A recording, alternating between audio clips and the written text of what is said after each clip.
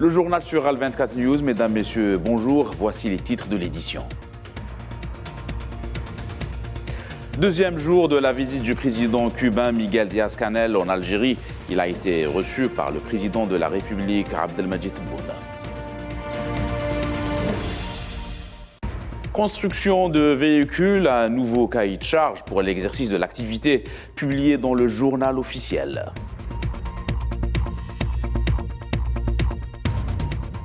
Territoire de Gaza en Palestine, endeuillé par un incendie faisant au moins 21 morts et plusieurs blessés dans un camp de réfugiés à Jabalia.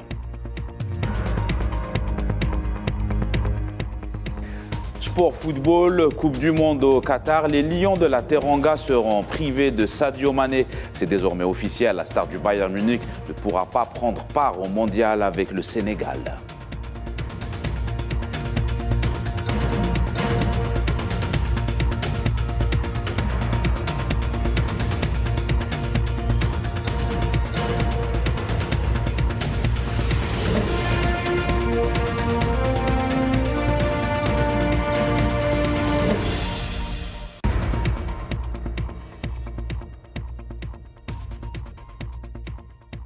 Voilà pour les titres. On entame cette édition par la coopération algéro-cubaine.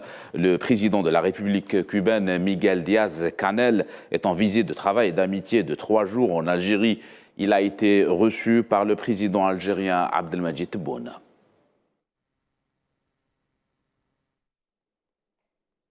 Et les deux dirigeants ont animé un point presse au siège de la présidence après des discussions riches et fructueuses en présence des membres du gouvernement.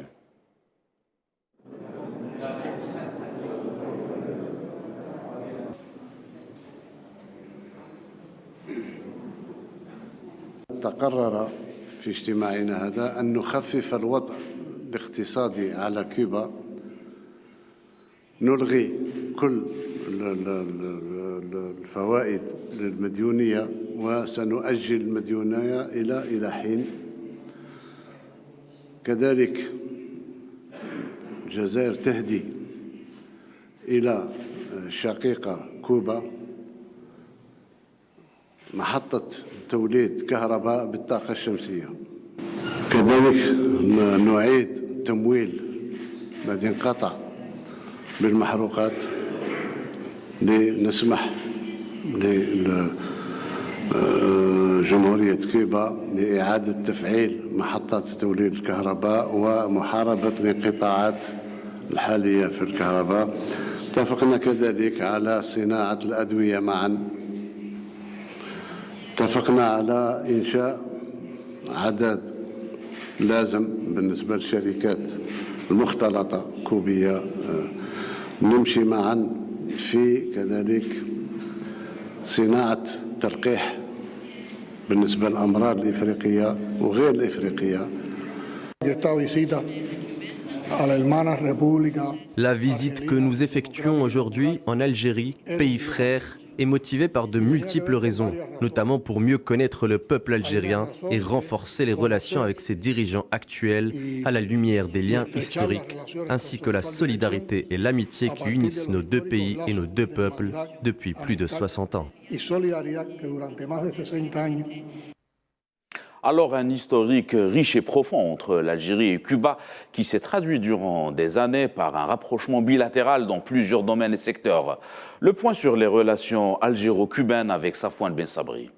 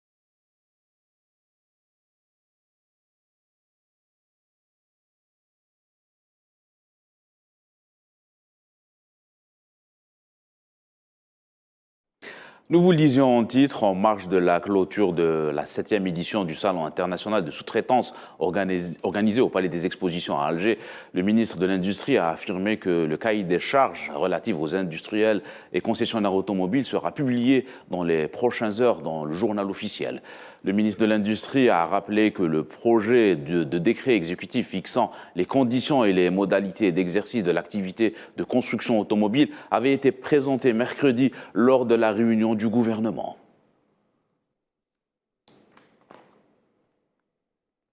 Et pour en parler, nous avons avec nous en direct M.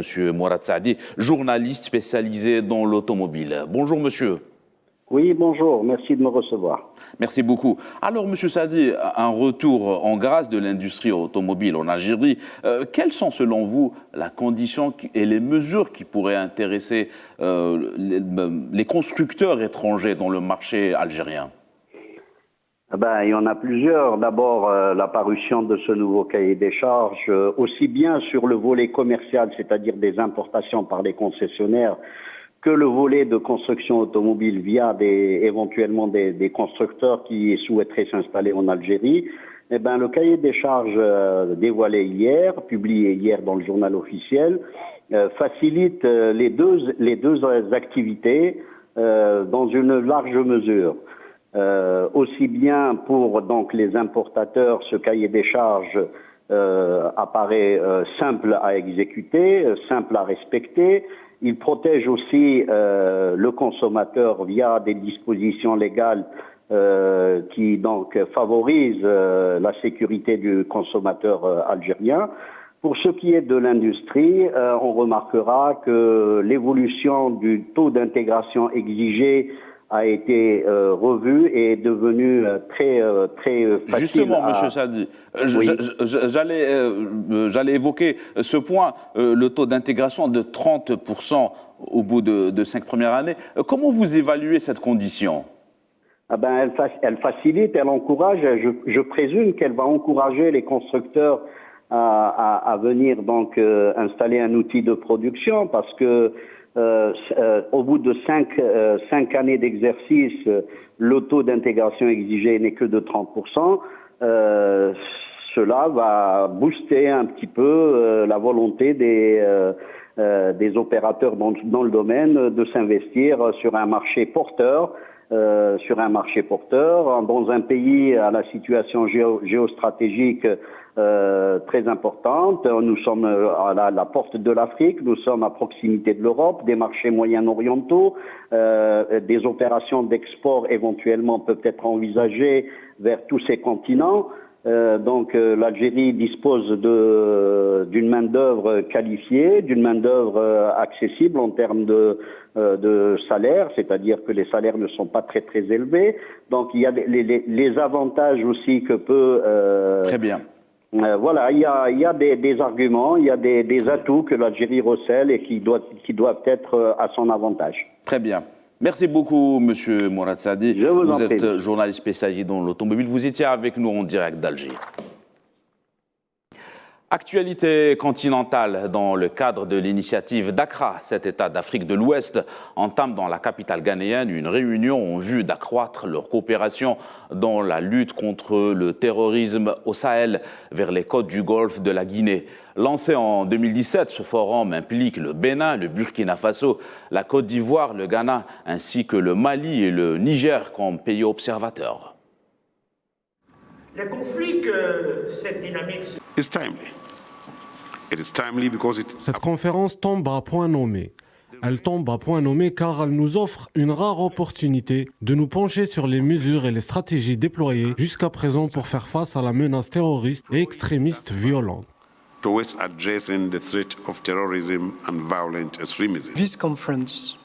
Cette conférence, du moins pour nous, l'Union européenne, consiste à vous écouter. C'est écouter nos frères africains lorsqu'il s'agit d'évaluer les défis qu'ils tentent de relever. Écouter la meilleure expérience en matière de paix et de sécurité en Afrique de l'Ouest et en Afrique.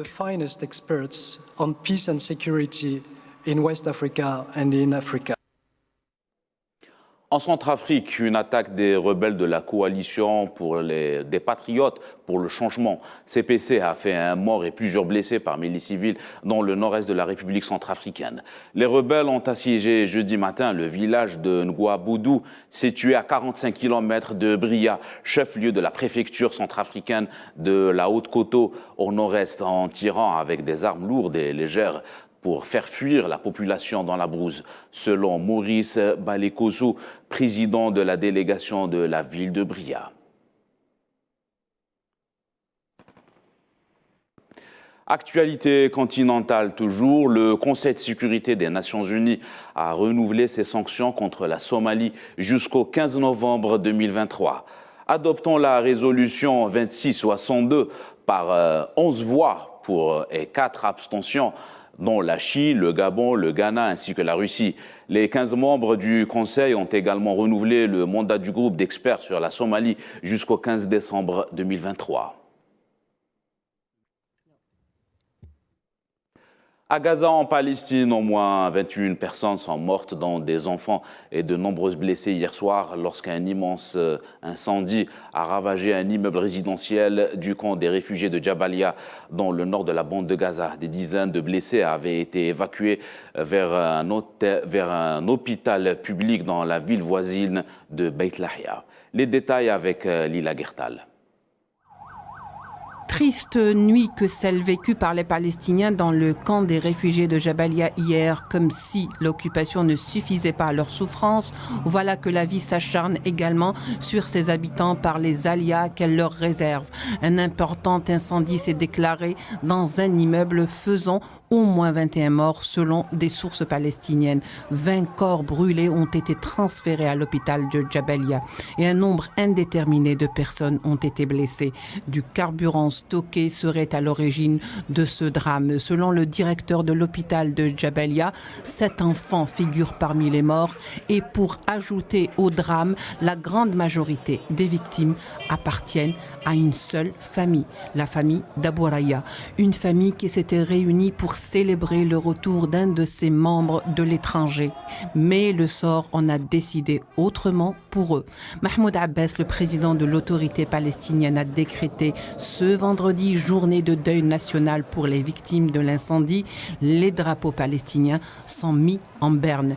Les Palestiniens pleurent ce vendredi les victimes de cette tragédie. Prions le Tout-Puissant de leur accorder sa miséricorde. Mahmoud Abbas demande à toutes les parties d'apporter leur aide aux familles des victimes. Les autorités palestiniennes ont déclaré qu'une enquête était en cours. Les opérations d'aide, bien sûr, se poursuivent, l'âme en peine. Sport football, la Fédération sénégalaise de football a annoncé le forfait de son joueur vedette Sadio Mané. L'attaquant du Bayern Munich a été victime d'une blessure depuis plusieurs jours. Pour rappel, les Lions de la Teranga participent pour la 3e fois à une phase finale de la Coupe du Monde. Ils seront opposés aux Pays-Bas lundi prochain pour le compte du groupe A. C'est la fin de cette édition. L'actualité continue sur Al 24 News. Excellent après-midi à tous.